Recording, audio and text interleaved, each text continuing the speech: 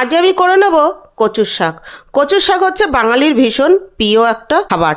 এই কচুর শাক কীভাবে করলে একদম ঠাকুরবাড়ির মতো টেস্ট হবে সেটাই আমি আজ আপনাদের সঙ্গে শেয়ার করব। আমি যেভাবে এই কচুর শাকটা করি একদম ঠাকুরবাড়ির মতো সেন্ট ও টেস্ট দুটোই হবে। তাহলে চলুন আমি কচুর শাকটা কীভাবে করছি আমার সঙ্গে থাকুন আর দেখতে থাকুন। নমস্কার, তাপসী রান্নাঘরে সকলকে স্বাগত।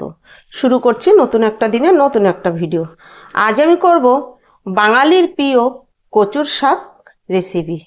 এই কচুর শাকের রেসিপিটা আমি কিভাবে করছি আমি সেটাই শেয়ার করব। আর আমি যেভাবে এই কচুর শাকের রেসিপিটা করি এর টেস্ট হবে একদম যে ঠাকুরবাড়ি কচুর শাক হয় সেই রকম। আর সেটা কি কারণে এতটা ভালো হয়, কি কি দিলে টেস্টটা ভালো হয়, আমি সেইগুলোই দেখিয়ে দেব আপনাদের যে আমি কি কি দিয়ে কচু শাকের রেসিপিটা করছি। আর এই কারণে কিন্তু ঠাকুরবাড়ির কচু শাকের স্বাদটা ভীষণ ভালো হয়। একদম নিরামিষ ঠাকুরবাড়ির মতো করে আমি কচু শাকটা করে নেব। কচু শাক কাটার জন্য বটি নিয়ে নিয়েছি আর নিয়ে নিয়েছি হাতে একটু সর্ষের তেল। এই তেলটা আমি এভাবে দু হাতে লাগিয়ে নেব। এভাবে তেলটা হাতে লাগিয়ে নিলে আমার হাতের মধ্যে কচু শাকের যে কষের দাগটা সেটা হবে না আর হাত চুলকবে না, একদম একটুকু হাত চুলকবে না যতই কচু শাক কাটুন। আর যদিও একটু কালো দাগ হয় সেটা সঙ্গে সঙ্গে বাসন মাজা কসবাইট বা কিছু একটা দিয়ে ডলে দিলেই উঠে যাবে। তাহলে এবার আমি কচু শাকগুলো কেটে নিচ্ছি। আর কিভাবে কচু শাক কাটলে কচু শাকের গলা ধরবে না, এই যে দেখুন কচু শাকটার মাঝখানটা এরকম ফাঁকা আর এই যে সাইড দিয়ে সরু পাতলা মতো আছে, এই অংশটা কিন্তু কচু শাকের থেকে ফেলে দিতে হয়, এই যে এই অংশটা, তাহলে কিন্তু কচু শাকের একটুকু গলা ধরবে না। আর কচু শাকটা আমি ভালো করে ছুলে নেব। অনেকে আছে কচু শাক কিন্তু ছুলে না, কচু শাক না ছুললেও চলে, তবে কচু শাকটা আমি ছুলেই খাই। কারণ কচু শাকের মধ্যে কিন্তু বিভিন্ন রকমের পোকামাকড় হেঁটে বেড়ায় বা গায়ের ওই কচু গাছের মধ্যে দেখবেন শামুক যেগুলো বলে সেগুলো হয়। আমাদের ঘরে পছন্দ করে না না ছুলে খাওয়া, বা আমারও বেশি ভালো লাগে না, তাই আমি ছুলে খাই। কিন্তু এটা না ছুলেও খাওয়া যায়। তবে এভাবে আমি কচু শাকগুলো এরকম করে আমি কেটে নিচ্ছি। কচু শাক আমি কেটে নিয়েছি, এবার আমি কচু শাকটা ভালো করে ধুয়ে নেব। আর দেখুন আমার হাতে এরকম হালকা কষ লেগেছে, এটাও আমি তুলে আপনাদের দেখাচ্ছি যে কত সহজে এটা উঠে যায়। কচু শাক আমি ভালো করে ধুয়ে নিয়েছি, 3 বার ধুয়ে নিয়েছি। গ্যাসে হাঁড়ি বসিয়ে দিয়েছি, দিয়ে দিচ্ছি সামান্য একটু জল, যেন প্রথমেই লেগে না যায় তার জন্য একদম সামান্য একটু জল। এবার এই কচু শাকগুলো হাঁড়ির মধ্যে আমি দিয়ে নিচ্ছি। হাঁড়ির মধ্যে করে দিয়ে আমি সেদ্ধ করে নেব। একটু ভাপিয়ে নিলে রান্না করতে বেশি সুবিধা হবে আর এর যে কীটাণু ভাবটা সেটাও চলে যাবে। এবার এই কচু শাকের মধ্যে আমি দিয়ে দিচ্ছি 1 চামচের মতো 1 চামচ নুন। এই কচু শাকটা কিছুটা কমে আসলে বাকি যে শাকটাই যা আছে এটা পরে দিয়ে দেব। কচু শাকটা সিদ্ধ হতে হতে আমার তো রান্নার জন্য নারকেল লাগবে, তার জন্য এই যে আমি একটা নারকেল ভেঙে হাফ নিয়ে নিয়েছি। এবার এই নারকেলটা কুড়িয়ে নেব কচু শাকটা সিদ্ধ হতে হতে।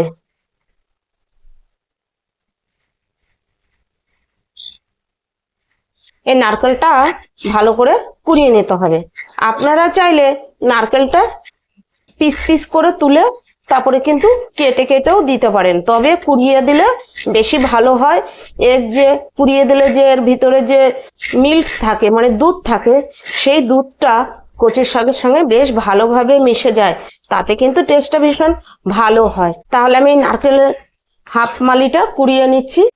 আমি এই নারকেলটা কুড়িয়ে নিচ্ছি। এই যে হাফ নারকেল নিয়েছি, এই নারকেলটা দেখুন কচু শাক সিদ্ধ হয়ে গেছে। এবার আমি এটা একটা ঝাঁঝরি বাটিতে নামিয়ে জল ঝরিয়ে নেব। রান্নার জন্য কড়াই বসিয়ে দিয়েছি। এবার আমি এখানে এই দেখুন কিছুটা বাদাম আমি দিয়ে দিচ্ছি। এই শুকনো কড়াইতে এই বাদামটা আমি ভেজে নেব। আঁচটা লো রেখে এই বাদামটা আমি ভেজে নেব। ওইদিকে কচু শাক জল ঝরাতে দিয়ে দিয়েছি সাইডে। কচু শাকটা জল ঝরতে ঝরতে বাকি জিনিসগুলো আমি রেডি করে নিচ্ছি। এভাবে নেড়ে নেড়ে বাদামটা আমি হয়ে আসা পর্যন্ত আমি ভেজে নিচ্ছি। বাদাম আমার ভাজা হয়ে গেছে। এবার এটা নামিয়ে ঠান্ডা করে নিয়ে তারপরে এর উপরে যে খোসাটা এটা ছাড়িয়ে নেব। আবার কড়াই বসিয়ে দিয়েছি, কড়াইতে এবার দিয়ে দিচ্ছি আমি তেল। এখানে আমি 2 টেবিল চামচ তেল দিয়ে দিয়েছি। তেল গরম হয়ে গেছে, দিয়ে দিচ্ছি 2টো তেজপাতা ফোড়নে, দিচ্ছি 3টে শুকনো লঙ্কা, আর দিয়ে দেব আমি এই ছোট চামচের 1.5 চামচ পাঁচফোড়ন। পাঁচফোড়ন দিয়ে আমি কয়েক সেকেন্ড নেড়ে নিচ্ছি এই ফোড়নের থেকে মিষ্টি গন্ধ বেরিয়ে আসা পর্যন্ত। ফোড়নের থেকে মিষ্টি গন্ধ বেরিয়ে এসছে। এবার এখানে দিয়ে দেবো 1 ইঞ্চি পরিমাণের আদা আমি গ্রেট করে রেখেছি। গ্রেট করা আদা দিয়ে আমি একটু নেড়ে নিচ্ছি। আদা দিয়ে আদার কাঁচা গন্ধ চলে যাওয়া পর্যন্ত আমি নেড়ে নিয়েছি। এবার দিয়ে দেবো এই যে হাফ নারকেল কুড়িয়ে রেখেছি, তার থেকে হাফ পরিমাণ নারকেল আমি দিয়ে দিচ্ছি। দিয়ে আবার একটু নেড়ে নিচ্ছি। নারকেল কোড়াটা দিয়ে ফোড়নের সঙ্গে ভালো করে 2 থেকে 3 মিনিট ভেজে নিয়েছি। এবার এই নারকেলের থেকে বেশ মিষ্টি গন্ধ বেরিয়ে এসছে। এবার এখানে দিয়ে দেব এই যে সিদ্ধ করে জল ঝরিয়ে রাখা কচুর শাক। কচুর শাক দিয়ে এবার ভালো করে মিশিয়ে নিচ্ছি। এই রকম করে কচুর শাক রান্না করলে এই কচুর শাক রান্নাতে টেস্টটা ভীষণ ভালো হয়, একদম অনুষ্ঠান বাড়ির মতো, আর সেন্টটাও হয় অসাধারণ। তাই আজ আমি এইভাবে কচুর শাক রান্না করে আপনাদের সঙ্গে শেয়ার করছি। তবে কচুর শাকটা পুরো নিরামিষ। নিরামিষভাবে এভাবে কচুর শাক রান্না করলে একদম ঠাকুরবাড়ির মতন কচুর শাকের স্বাদ হবে। দেখুন আমি ভালো করে ফোড়নের সঙ্গে কিন্তু মিশিয়ে নিচ্ছি। আমি এক্ষুনি নুন দিচ্ছি না, আমি সিদ্ধ করার সময় নুন দিয়েছি, তাই এক্ষুনি নুন দেব না। আমি এটা আরও 4 থেকে 5 মিনিট রান্না করব, তারপরে কিন্তু আমি নুনটা ব্যবহার করব। তার কারণ যখন জলটা শুকোবে তখন কিন্তু কচুর শাকটা অনেক কম হয়ে যাবে। আমি সিদ্ধ করার সময় তো নুন দিয়েছি, তাহলে কিন্তু নুনটা এখন দিলে নুনটা বেশি হয়ে যেতে পারে। আর কচুর শাকটা কিন্তু রান্না করতে ভালোই টাইম লাগে। এবার এখানে আমি 50 গ্রাম ছোলা ভিজিয়ে রেখেছিলাম, দিয়ে দিচ্ছি ভিজানো ছোলা। ছোলাটাও দিয়ে দিচ্ছি। কচুর শাকের জলটা শুকোতে শুকোতে ছোলাটাও কিন্তু সিদ্ধ হয়ে যাবে। ভালো করে মিশিয়ে নিচ্ছি।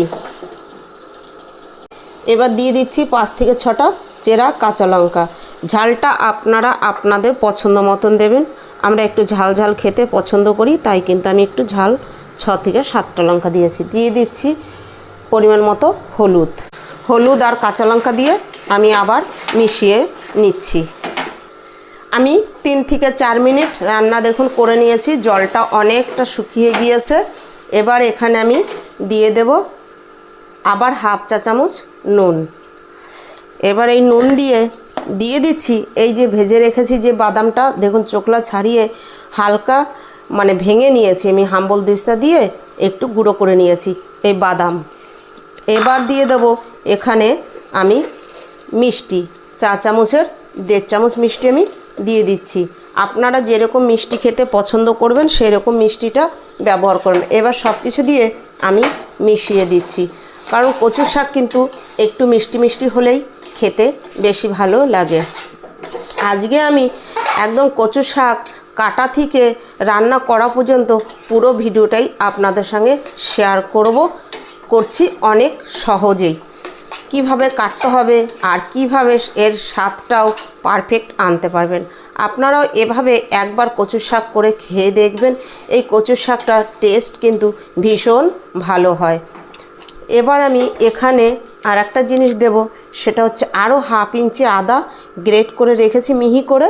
এই আদাটুকু দেওয়াতে এর সেন্টটা হবে অসাধারণ, ভীষণ ভালো সেন্ট হয়। এটা দিয়েও আমাকে ভালো করে মিশিয়ে নিতে হবে। সব কিছু দিয়ে আমি ভালো করে মিশিয়ে নিয়েছি। এবার আঁচ লো রেখে আমি কিন্তু ঢাকা দিয়ে আরও 4 থেকে 5 মিনিট রান্না করব। ঢাকা দিয়ে যদি রান্না না করি তাহলে কিন্তু ছোলাটা সিদ্ধ হবে না। 4 মিনিট পর আমি ঢাকাটা তুলে নিচ্ছি। ঢাকা তুলে আমি দেখে নেব যে আমার কচুর শাকটা হয়েছে কিনা। দেখুন কচুর শাকটাতে কিন্তু আর জল নেই, একদম জল শুকিয়ে গিয়েছে। এবার আমি একটা ছোলা তুলে দেখে নিচ্ছি যে ছোলাটা ঠিকঠাক সিদ্ধ হয়েছে কিনা। দেখুন ছোলাটা কি সুন্দর সিদ্ধ হয়ে গেছে। আমার এই কচুর শাকের রেসিপিটা আশা করছি আপনাদের কাছে ভালো লাগবে। আপনারাও নিরামিষ দিনে এই রকম করে কচুর শাক বানিয়ে দেখুন। এই কচুর শাকেই আপনাদের কিন্তু ভাত খাওয়া হয়ে যাবে, আর কিছুই লাগবে না। এবার আমি ঢাকা খুলে কিন্তু আরও 2 মিনিট রান্না করে নেব। এখনও এর গায়ে হালকা হালকা জল আছে। কচুর শাকের গায়ে যতক্ষণ পর্যন্ত জল থাকবে ততক্ষণ কিন্তু রান্না করে নিতে হবে। কচুর শাকের জল থাকলে সেইটা খেতেও ভালো লাগবে না, আর তাতে একটু গলা কীর্তনের ভয় আছে। এবার আমি আরও 2 মিনিট রান্না করে নেব। ঢাকা তুলে 2 মিনিট রান্না করেছি। এবার দেখুন আমি ছোট একটা লেবুর থেকে ছোট করে 1 টুকরো লেবু নিয়ে নিয়েছি। এবার দিয়ে দেবো এই লেবুর রস। যদি গলা ধরার ভয় বা গলা কীটনের ভয় থাকে, এই লেবুর রসটা দিয়ে দিলে কিন্তু সেটা আর থাকবে না। লেবুটার পুরো রস আমি দেইনি, প্রচণ্ড রস আছে, রসটা পুরো দিলে টক হয়ে যাবে। এবার লেবুর রস দিয়ে আমি কিন্তু ভালো করে একবার মিশিয়ে নিচ্ছি। লেবুর রস দিয়ে আমি ভালো করে মিশিয়ে নিয়েছি। এবার দিয়ে দেবো আমি এই চামচের 1 চামচ ঘি। এই যে ঘি দিয়েছি, আর ওই যে কাঁচা আদা গ্রেট করে দিয়েছিলাম, নারকেলটাও ভেজে দিয়েছি, এতে কিন্তু এই কচু শাকের রেসিপিটার টেস্ট আর সেন্ট দুটোই ভীষণ ভালো হয়। এত সুন্দর সেন্ট বেরিয়েছে আপনাদের, সেটা তো আর আমি বোঝাতে পারছি না। এবার এই ঘি দিয়ে আমি ভালো করে কিন্তু মিশিয়ে নিচ্ছি। আমি যেভাবে এই কচু শাকের রেসিপিটা করলাম, আপনারাও এভাবে একবার কচু শাক ঘরে করে খেয়ে দেখুন। আপনারা নিজেরাও বুঝতে পারবেন যে কতটা পরিমাণ টেস্ট হয়। দেখুন আমি এই ঘিটা দিয়ে ভালো করে মিশিয়ে নিয়ে তারপরে কিন্তু আমি নামিয়ে নেব। ঘি দিয়ে আমি ভালো করে মিশিয়ে নিয়েছি। দেখুন কড়ার থেকে অটোমেটিক ছেড়ে আসছে, একটুকু লেগে থাকছে না। এবার আমি এটা নামিয়ে নেব।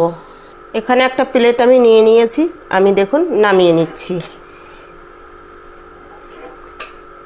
দেখুন একটা প্লেটে আমি নামিয়ে নিয়েছি। এবার আমি উপর থেকে একটু কোরানো নারকেল দিয়ে দিচ্ছি। দেখুন আমি একটা প্লেটে নামিয়ে নিয়েছি, দিয়ে উপর থেকে একটু কোরানো নারকেল দিয়ে আমি ভালো করে প্লেটটা সাজিয়ে নিয়েছি। আমার এই কচুর শাকের বানানোর রেসিপিটা যদি আপনাদের কাছে ভালো লাগে, লাইক কমেন্ট সাবস্ক্রাইব করবেন। সাবস্ক্রাইব করে পাশে থাকা বেল আইকনটি প্রেস করে নোটিফিকেশনটি অন রাখবেন। যখনই আমি এরকম নিত্য নতুন ভিডিও আপলোড করব পৌঁছে যাবে সবার আগে আপনাদের কাছে। আপনাদের একটা লাইক আর একটা কমেন্ট আমাকে ভিডিও করতে উৎসাহ দেয়। আজ ভিডিওটা এখানেই শেষ করছি। ফিরে আসব নতুন একটা দিনে নতুন একটা ভিডিও নিয়ে।